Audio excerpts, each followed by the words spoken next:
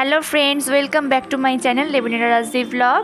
তোমরা সবাই কেমন আছো? আশা করি ভালোই আছো, আর আমিও খুব ভালো আছি। তোমাদের আগের ভিডিওতেই বলেছিলাম যে আইসক্রিমটা জমে গেলে তোমাদের দেখাবো। তো এই দেখো, আইসক্রিমটা বের করে ফার্স্টেই বড় মা আর মাকে দিয়েছি। বড় মা আর মা দুজনেই খেয়ে বললো বেশ ভালোই হয়েছে। আর ওরা দুজনে খেতে খেতে আজকে ঠিক করলো আজকে বিকেলে টিফিনে ফুচকা খাবে। কিন্তু দোকানের সেটা কেনা ফুচকা না, সেটা হতে হবে আমার হাতের। তো যাই হোক, আমিও বসে গেছি আটা, ময়দা, সুজি সব একসাথে মিক্সড করে মাখতে, কারণ এগুলো দিয়েই ফুচকাটা তৈরি হবে। আমার ময়দা মাখা কমপ্লিট হয়ে গেছে। এবার আমি বড় মাদের ঘর থেকে আলু আর ছোলাটা নিয়ে আসছি, কারণ ওটা আমাদের ঘরে নেই, সেই জন্যে। প্রথমেই মা ছোলা আর মটরটাকে ভালো করে ধুয়ে প্রেসারে সিটি মারতে বসিয়ে দিয়েছিল, কারণ মটর ছোলা কোনোটাই আগে থেকে ভেজানো ছিল না, কারণ ফুচকা খাওয়ার সিদ্ধান্তটা হঠাৎ করেই নেওয়া হয়েছে। তার সাথে গোটা গোটা আলুও ছোকলা ছাড়ানো হয়নি, সেগুলোকেই ভালো করে ধুয়ে একসাথে প্রেসার কুকারে দিয়ে দেওয়া হয়েছে। দুটোই একসাথে সব সিদ্ধ হয়ে যাবে, তাই জন্যে। আলু আর মটর আর ছোলা তিনটেই প্রেসার কুকারে বসালেও কিন্তু শেষ পর্যন্ত তেঁতুল আর ধনেপাতা কোনোটাই ঘরে ছিল না। আর দোকানও খোলেনি এখানে যে সেগুলো নিয়ে আসবে কিনে, তাই দাদাকে আনতে দিয়েছিল, কিন্তু দাদাও পায়নি শেষ পর্যন্ত কোথাও। তাই মা বলছিল আজকে থাক, বরঞ্চ কালকেই করব, দোকান খুললে তেঁতুলটা এনে রাখবো আর ধনেপাতাটা। মায়ের কথা শুনে মনটা খুব খারাপ হয়েছিল, কারণ শুধুমাত্র তেঁতুল আর ধনেপাতার জন্য আজকে ফুচকা হবে না, সেই জন্যে। কিন্তু শেষ পর্যন্ত দেখো, ভাগ্যটা এতটাই ভালো যে দোকান খুলেছে আমাদের এখানে। বাজারে যে দোকানগুলো ছিল সেই দোকানের মধ্যে একটা দোকান খুলেছে। ভাগ্যক্রমে ওই দোকানে তেঁতুল আর ধনেপাতা দুটোই পেয়ে গেছি। আর দেখো, কথা বলতে বলতে আলু, মটর, ছোলা সব সিদ্ধ হয়ে গেছে। আর মা একটু শুকনো খোলায় নেড়ে নিচ্ছে ভালো করে, ধনে, শুকনো লঙ্কা এসবগুলো। এরপরে আমি ফুচকা বানানোর জন্যে যে আটা, ময়দা, সুজি সব একসাথে মেখে রেখেছিলাম, সেগুলো এখন গোল গোল করে নিয়ে ছোট ছোট লেচি কেটে সেগুলোকে বেলছি। এরপরে ওগুলোকে ভাজতে হবে। আজকে ভাজার দায়িত্বটা বড় মাই নিয়ে নিয়েছে। আমি বেলে বেলে সব রাখছি গুছিয়ে গুছিয়ে, আর বড় মা সব ভাজছে এক এক করে। ফুচকাই প্রথমবার আমি ঘরে বানাচ্ছি, এর আগে আমি কখনো বানাইনি। কিন্তু আমার মা একবার বানানোর চেষ্টা করেছিল, বানিয়েও ছিল। আর ফুচকাগুলো ভাজার পরে বেশ ফুলেও ছিল, কিন্তু তার কিছুক্ষণ পরেই চুপসে গেছে, একেবারেই চুপসে গেছে। আমার দাদাও বানানোর চেষ্টা করেছিল, কিন্তু সেই বললাম শেষ পর্যন্ত গিয়ে ওটা চুপসেই যায়, কিছুতেই ওটা কড়কড়ে ভাবটা থাকে না। তারপর থেকে দাদা কখনো ঘরে আর ফুচকা বানানোর চেষ্টা করেনি। অন্য সব জিনিসগুলো ঘরে বানানোর চেষ্টা করলেও ফুচকাটা কখনো আর চেষ্টা করে। দোকানের প্যাকেটের মধ্যে যেগুলো বিক্রি হয় সেগুলো একেবারে ভাজা যে রয়েছে সেইগুলো না, আরেক রকম পাওয়া যায়, যেগুলো পুরো পাঁপড়ের মতো বিক্রি হয়। পাঁপড় যেমন ঘরে এনে ভাজতে হয় ওইগুলো ওরকমই থাকে, শুধু পাঁপড় যেমন ঘরে এনে ভাজতে হয় ওইগুলো ওরকম ঘরে এনে ভাজলেই পুরো অরিজিনাল ফুচকার মতো হয়ে যায়। খেতেও প্রায় ওরকমই লাগে, কাছাকাছি।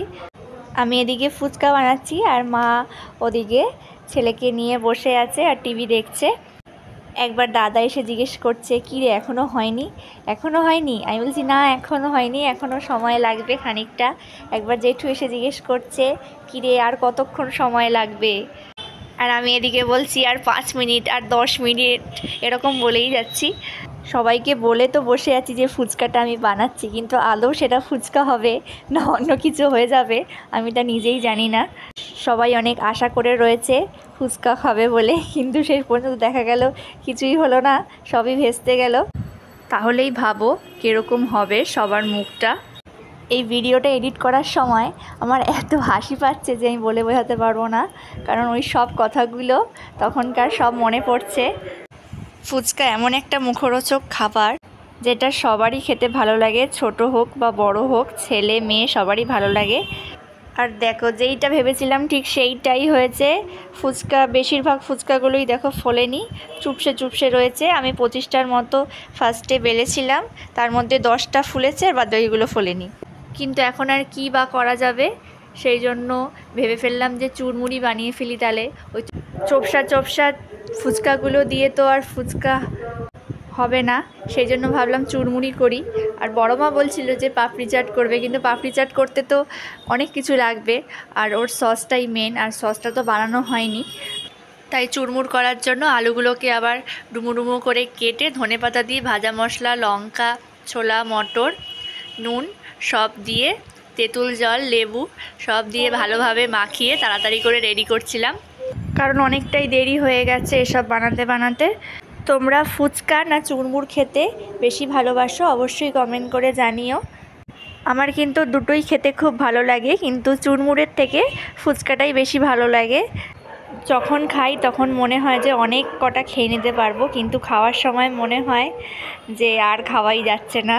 আর দেখো, কথা বলতে বলতে চুরমুরও রেডি হয়ে গেছে, নুন ঠুন সব দেওয়া হয়ে গেছে। এবার টক জলটা দেব।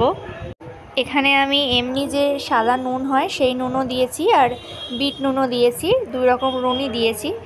সবই দেওয়া হয়েছিল, শুধু একটু লেবু পাতা হলে আরও ভালো হতো জিনিসটা। আর এখানে আমি 2 রকম লেবুই দিয়েছি, গন্ধরাজ লেবু আর পাতি লেবু, 2 রকম লেবুই দিয়েছি। আর দেখো, এবারে ছোলা মটর সিদ্ধটা দিয়ে দিচ্ছি।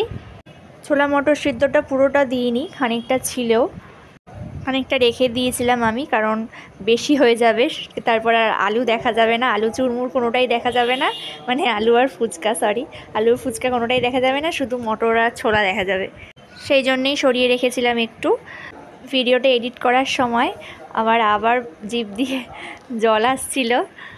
জেঠু তো ঝাল খেতে পারে না, সেই জন্য লঙ্কাটা পরে দিয়েছিলাম, জেঠুরটা আগে তুলে রেখে তারপরে লঙ্কাটা দিয়েছিলাম আমি। বড়মা দেখে বলছিল যে অনেকটা হয়েছে, অনেকটা, কিন্তু সবাইকে দেওয়ার পর আমি ভাগে পাইনি, বিশ্বাস করো, আমি জাস্ট একটুখানি পেয়েছি। আমি করলাম সব কিছু, আর শেষ পর্যন্ত আমি ভাগে একটুখানি পেয়েছি। দাদাকে আর জেঠুকে দিয়ে দিয়েছি প্রথমেই। এটা হচ্ছে মা, বড় মা আর আমার জন্যে। যাই হোক, কী আর করা যাবে, ভাগ্যটাই খারাপ আমার।